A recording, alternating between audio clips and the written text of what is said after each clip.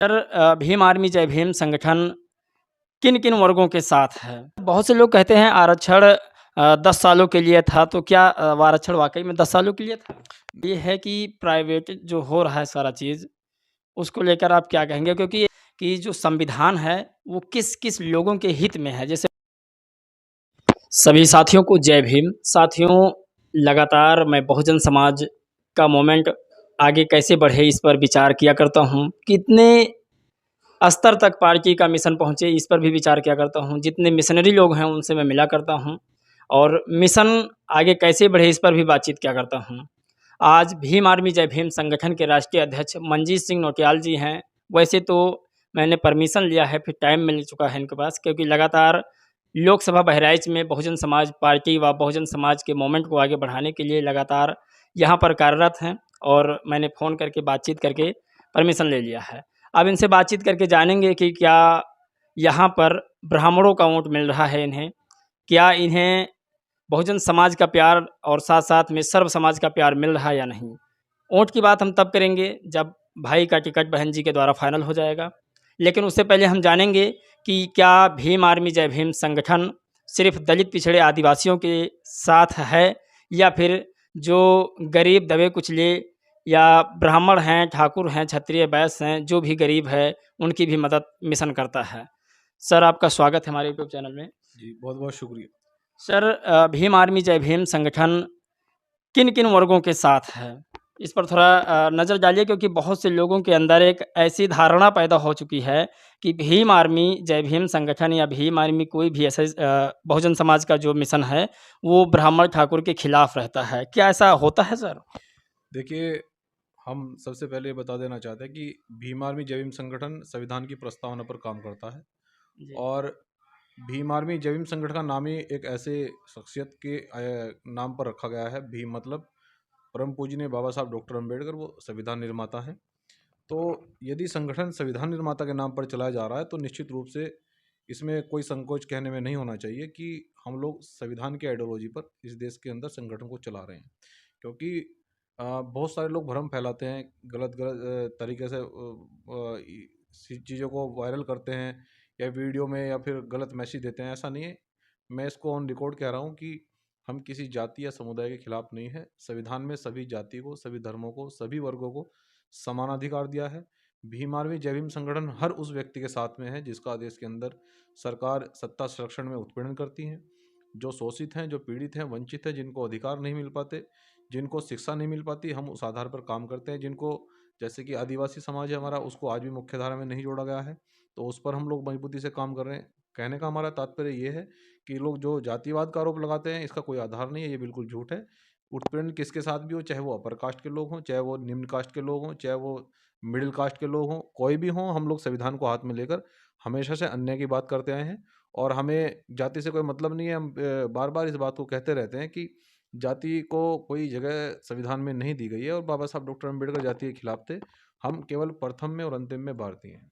Sir लगभग 1 या डेढ़ साल पहले मैंने आपकी एक वीडियो, उसमें मैं थोड़ा इतना बड़ा चैनल नहीं था, मैंने आपका इंटरव्यू नहीं लिया था, लेकिन मैं बहराइच में आपकी एक रैली देखी थी, जो आरक्षण भूमि बचाओ योजना करके कुछ निकाला गया था। सर उसके बारे में थोड़ा बहुत बताइए पब्लिक को। हाँ, देखिए, देश के जो दलित हैं, पिछड़े हैं, आदिवासी वर्ग के लोग हैं, अल्पसंख्यक वर्ग के लोग हैं, तो हम ये देख रहे हैं कि जो साहब काशीराम जी जिस मूवमेंट की बात करते थे, अधिकतर सरकारों ने कई बार सर्वे भी किया है कि जो दलित पिछड़े मुस्लिम लोग हैं, तो ये अभी आर्थिक और सामाजिक और राजनीतिक रूप से पिछड़े हुए हैं। और जिस कारण से हम लोगों ने ये तय किया कि इनके पास ज़मीनें नहीं हैं, इनको आरक्षण पूर्ण रूप से मिल नहीं पा रहा है। जो लोग आरक्षण पर बार-बार हमला करते हैं, वो अपने शब्दों से जो है ना बयानबाज़ी करते हैं। अभी प्रधानमंत्री जी ने कहा कि आरक्षण जितना बढ़ेगा उतना ही देश को नुकसान होगा, ऐसा नहीं है। इस देश के अंदर जितना जातिवाद बढ़ेगा उतना ही देश को नुकसान होगा और देश के अंदर जातिवाद बढ़ रहा है। हम मतलब स्पष्ट रूप से ये कहना चाहते हैं कि आज भी देश के अंदर अगर सर्वे कराया जाए, तो आज भी दलित और पिछड़े अल्पसंख्यक समाज के लोग, आदिवासी समाज के लोग, वो आज भी सामाजिक, राजनीतिक और आर्थिक रूप से वो पिछड़े हुए हैं। जिस कारण से देश के अंदर आरक्षण और ज़मीन का आंदोलन छिड़ा गया और ये आंदोलन, ये कोई विशेष व्यक्ति नहीं चला रहा है, इसको बड़े पैमाने पर देश के अंदर हम चला रहे हैं। इसको जब तक ये आरक्षण और ज़मीन को पूरा नहीं किया जाएगा, तो हम इस आंदोलन को चलाते रहेंगे।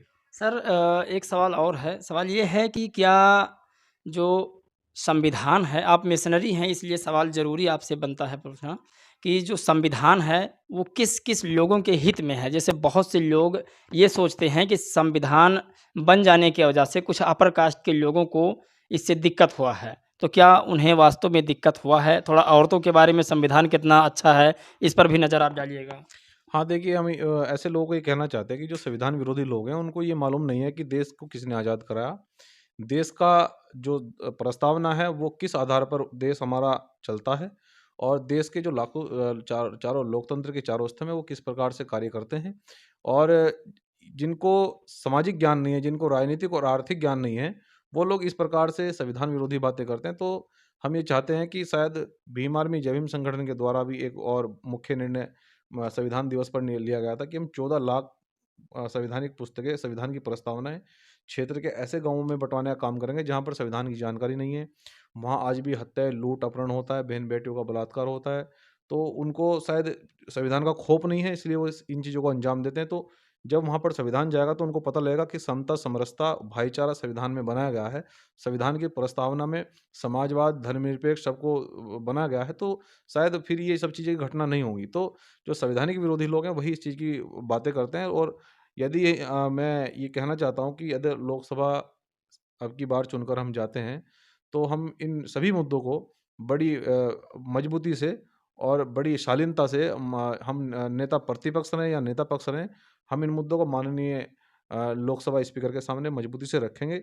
जो भी हमें लगेगा कि संविधान को वाँच आ रही है, संविधान की बातें हम लोग करेंगे। संविधान की सुरक्षा की बात करेंगे, सड़क, बिजली, स्वास्थ्य की बात करेंगे, शिक्षा, चिकित्सा की बात करेंगे, देश में हो रहे सभी वर्गों पर अन्याय और अत्याचार की बात करेंगे। तो कहने का मतलब ये है कि कोई दिन ऐसा नहीं जाएगा, मैं अपनी जनता से भी वादा करना चाहता हूँ, कोई दिन ऐसा नहीं जाएगा जिस दिन मैं संसद में ना बोलूँ, क्योंकि मैं काम करने वाला व्यक्ति हूँ और जाति और धर्म से उपटकर हम लोगों ने काम पहले भी किया और मैं बड़ी मजबूती से, मैं तो सेवा के भाव से आया हूँ। और मैं यदि मेरा टिकट फाइनल होता है तो मैं अपनी जनता के बीच में, अपने लोकसभा क्षेत्र के लोगों के बीच में बताऊँगा कि मैं किस प्रकार से आपके लिए काम करना चाहता हूँ। मैं तो एक मज़दूर का बेटा हूँ और मज़दूर का बेटा मज़दूर किसानों की तकलीफ़ को समझ सकता है। तो मैं बिल्कुल, बिल्कुल। सेवा करने के लिए आया हूँ। हम लोगों ने इस बहुजन मूवमेंट को बड़ी मेहनत और लगन से काम किया है। लाखों मज़दूर के बच्चे संगठन में काम कर रहे हैं। तो उनकी जो अपेक्षाएँ हैं, मैं उनकी बात को संसद तक पहुँचाना चाहता हूँ। ये मेरा उद्देश्य है। और मैं जो लोग पिछड़े हुए लोग हैं, मैं उनकी बातों को, जितने भी उनके मुद्दे, मैं उनकी बातों को संसद में लेकर जाना चाहता हूँ। यही हमारा उद्देश्य है। और मेरे लोकसभा क्षेत्र में हम लोग अगर चुनकर जाते हैं कि शिक्षा और चिकित्सा इतने बड़े पैमाने पर हम लोग डेवलपमेंट करेंगे कि हमारे लोकसभा क्षेत्र के लोगों को किसी दूसरे ज़िले में न शिक्षा के लिए जाना पड़ेगा, न चिकित्सा के लिए जाना पड़ेगा। और रोज़गार के लिए हम सरकार के सामने, हमें चाहे कितना भी संघर्ष करना पड़े, उनसे हमें किसी तरह भी वार्ता करके हम उनसे गुज़ारिश करनी पड़े, निवेदन करना पड़े, तो हम लोग युवाओं के रोज़गार के लिए भी हम लोग एक बड़ा फैक्ट्री या उद्योग लगवाने का काम करेंगे, जिससे कि युवाओं को कहीं दूसरे ज़िले में ना जाना पड़े। शिक्षा, स्वास्थ्य, रोज़गार बहुत ज़रूरी है। और सर एक सवाल और है, सवाल ये है कि प्राइवेट जो हो रहा है सारा चीज़, उसको लेकर आप क्या कहेंगे? हाँ, देखिए वर्तमान सरकार की जो पॉलिसियाँ हैं वो कैपिटलिज़्म है। क्योंकि सरकार ये चाहती है कि कुछ ही लोग, देश के पूंजीपति लोग ही इस देश के मालिक बनकर रहें, उनके हाथों में कंपनियां हों। तो इसीलिए ही जो गवर्नमेंट सेक्टर है उनको प्राइवेटाइजेशन किया जा रहा है, उनका निजीकरण किया जा रहा है। और ये निजीकरण जब होगा, क्योंकि संविधान में निजीकरण में, तो संविधान में आरक्षण है नहीं। जी। और निजीकरण जिस कंपनी का हो जाएगा वहाँ आरक्षण मिलेगा नहीं, वहाँ केवल एक ही व्यक्ति मालिक रहेगा। और जबकि ये संविधान के विरुद्ध है। यहाँ समानता और समरसता संविधान में बनाई गई है। वहाँ रोजगार किसी विशेष व्यक्ति के लोगों को मिलेगा और कंपनी मनमर्जी से अपनी तानाशाही करेगी। तो इसलिए जो सरकारी कंपनियों को प्राइवेटाइजेशन किया जा रहा है, उनको निजीकरण किया जा रहा है उनका, तो ये एक संविधान के विरुद्ध है और जिसका हम लोग बड़े पैमाने पर विरोध कर रहे हैं। और हम ये कहना चाहते हैं कि यदि हम लोग लोकसभा चुनकर जाते हैं तो इन सभी मुद्दों पर गंभीरता से चर्चा होगी। तो हमारे देश की जनता को ये लगेगा कि हाँ, एक पढ़ा लिखा युवा डट कर जो है ना संविधान में जनता के लिए लड़ रहा है, सेवा कर रहा है। और हम जिस तरह से हम लोग, क्योंकि वीआईपी, मैं एक बात और बताना चाहता हूँ कि हमारे यहाँ कभी वीआईपी सिस्टम नहीं रहा है।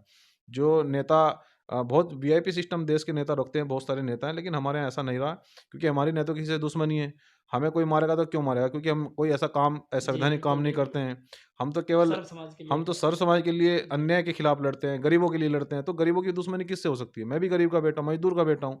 तो हमें न तो सुरक्षा की ज़रूरत है, हमें तो ये जो हमारी पूँजी है, जो हमारी सुरक्षा है, ये देश की जनता ही है और इसी के लिए काम कर रहे हैं हम लोग, क्योंकि गुंडा बदमाशी हम बर्दाश्त नहीं करते हैं और ना इस चीज़ को पसंद करते हैं। इसलिए हम संविधान को हाथ में लेकर देश की जनता की सेवा करना चाहते हैं। सर, आरक्षण को लेकर के बहुत से लोगों के अंदर गलत अवधारणा है। कहने का मतलब कि कुछ लोग जो अपनी राजनीतिक रोटियाँ सेकना चाहते हैं, देखिए हर वर्ग में कोई न कोई ऐसा होता है जो लोगों को भड़काने का काम करता है। कुछ लोग सामान्य वर्ग में भी होते हैं, कुछ पिछड़े में भी होते हैं, कुछ अति पिछड़े में सब में पाए जाते हैं।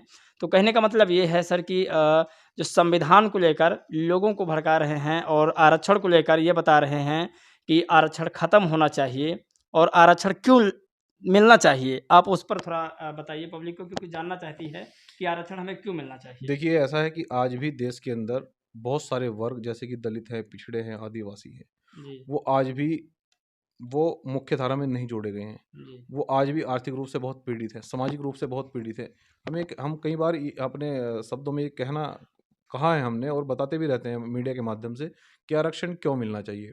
आरक्षण जो है एक गैर समानता और बराबरी लाने का एक माध्यम है और ये माध्यम हमेशा से ख़त्म नहीं होगा, क्योंकि बहुत सारी देश में ऐसी कम्युनिटियाँ हैं जिनको आज भी सामाजिक, राजनीतिक और आर्थिक बराबरी नहीं मिली है। जी। तो इनको बराबर लाने के लिए उनको सरकार सहयोग करती है, जैसे कि शिक्षा के लिए सहयोग करती है। उनको आरक्षण के द्वारा उनको रिजर्व सीटों पर रखा जाता है, शिक्षा उनको मुफ्त में दी जाती है ताकि उनको एक अवसर मिले, पढ़ने का और बढ़ने का अवसर मिले। तो इसलिए आरक्षण को देश के अंदर आरक्षण की व्यवस्था लाई गई है। सर, बहुत से लोग कहते हैं आरक्षण 10 सालों के लिए था, तो क्या आरक्षण वाक़ई में 10 सालों के लिए था? आरक्षण 10 सालों के लिए अगर था, तो 10 सालों में देश में दलित पिछड़े आगे क्यों नहीं बढ़ पाए? क्योंकि आरक्षण मिल ही नहीं पाया ढंग से। जी, आरक्षण का उपयोग इस देश के अंदर हथियार बनाकर इस्तेमाल किया जा रहा है। क्योंकि आप लोग देख रहे हैं जिस प्रकार से वर्तमान में दलित पिछड़ों पर अत्याचार बढ़ रहा है, मुस्लिमों को जाति के नाम पर सताया जा रहा है, दंगे कराए जा रहे हैं देश के अंदर। तो हम ये पूछना चाहते हैं कि अगर दलित पिछड़ों के कोई हितैषी क्या संसद में नहीं है? क्या बीजेपी से सांसद जीत कर नहीं जाते? क्योंकि वो पिछड़ों के हितैषी नहीं है। उनको आरक्षण का हथियार बनाकर इस्तेमाल किया जा रहा है। वहाँ सारी सीटों पर ऐसे लोगों को बिठाया जाता है जो दलित पिछड़ों की बात, अल्पसंख्यक आदिवासी लोगों की बात नहीं करते हैं। वो केवल बीजेपी की बात करते हैं, वो केवल बीजेपी को फ़ायदा पहुँचा रहे हैं। तो हम ये कहना चाहते हैं हम आरक्षित सीट कर चुनकर जाएँगे तो आरक्षण की बात भी होगी, सभी समाज की बात होगी, हम न्याय की बात होगी और शिक्षा, चिकित्सा की बात होगी, तो सब मुद्दों पर हम लोग गंभीरता से आवाज़ उठाएँगे। ऐसा नहीं है कि केवल दलितों की बात होगी, क्या केवल मुस्लिमों की बात होगी, क्या केवल पिछड़ों की बात होगी। जिस व्यक्ति के साथ में देश के अंदर कहीं भी उत्पीड़न होगा, उसकी आवाज़ सुबह 10 बजे संसद में गूंजेगी, ये मैं वादा कर रहा हूँ।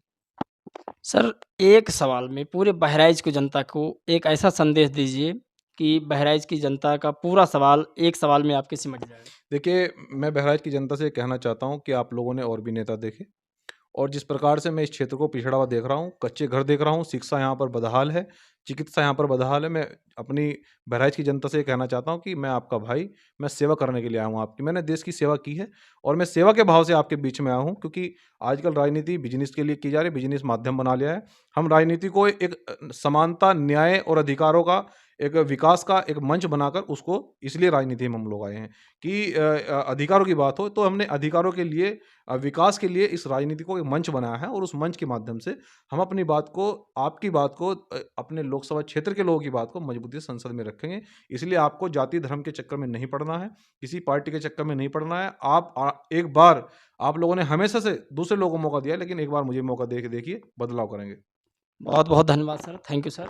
शुक्रिया, धन्यवाद। तो मैं आपको बता दूँ, जो मिशन को चलाते हैं, वो जनता की आवाज़ ज़रूर उठाएँगे। जो नेतागिरी करते हैं, वो सिर्फ़ नेतागिरी करते हैं। लेकिन नेतागिरी करने के बाद, चुनाव ख़त्म होने के बाद, यदि जो व्यक्ति मिशन को चलाता है, वो लगातार फिर से उनके घर पहुँचता है। तो आप ऐसे व्यक्ति को ज़रूर चुनें, जो आपकी आवाज़ संसद तक पहुँचाए। और चुनाव हो या ना हो, कोई आपके साथ हो या ना हो, लेकिन मिशन का वो मिशनरी आदमी आपके साथ हो, तो आपको ऐसा लगेगा कि कुछ गार्जियन हमारे साथ ज़रूर हैं। दोस्तों, इस वीडियो में बस इतना ही। आप लोग समझदार हैं, भली-भाँति जानते हैं कि मिशन कभी ना रुका है, ना रुकेगा, आता है और चलता जाता है। आप लोगों को इस वीडियो में बस इतना ही मिलेगा। मिलेंगे और एक वीडियो में एक नई ताज़ी खबर के साथ, सामाजिक मुद्दे के साथ। तब तक के लिए जय भीम, नमो बुद्धाय।